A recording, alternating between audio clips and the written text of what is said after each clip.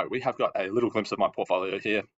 The reason why I'm using a Canva whiteboard is just so I can, when I record these videos, it's just a bit easier for me to document everything. If you guys are making this with your AIF, I'd maybe reconsider and see what else you can use, just because when you need to export it to submit it to SACE, it'll kind of all put it on one page of a PDF, so it makes it really hard to read.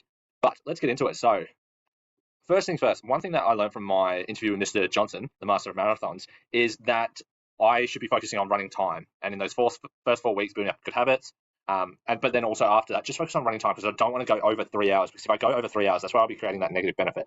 So I've changed. This was my initial training program that we saw last week. This is now my updated training program. I took in some of the things that I learned from one of the videos about how to break it into different phases. So this has been really helpful for me. This is where I'm at right now. I'm up to this week 5. So I've broken it into four different phases of 5 weeks. And for me, that's just getting me mentally, like, I'm able to break it up. I'm able to get through it. So that's one strategy that I'm using that's helping me to achieve my learning goal.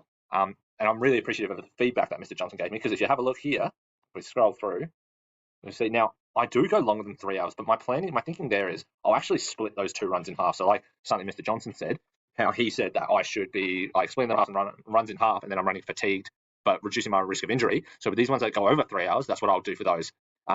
Also, one thing that I've implemented as well is that 3-hour run where I'm 4 weeks out from the race, I'm going to run the loop of my marathon. So to help me mentally prepare, because I've started to learn, if I'm looking at this section here, which is I'm running for an hour and a half, hour and 40 minutes. I'm starting to notice one thing that I'm struggling with is that mental side of running, like actually staying, I guess, mentally switched on and mentally like aware, not like kind of getting exhausted and drained mentally while I'm running. I'm just trying to like stay engaged with it. So I think that's something that I've now got to go look at, and that's going to lead me to my next interview, which will be with my family friend that I mentioned before. Her name is, where is it?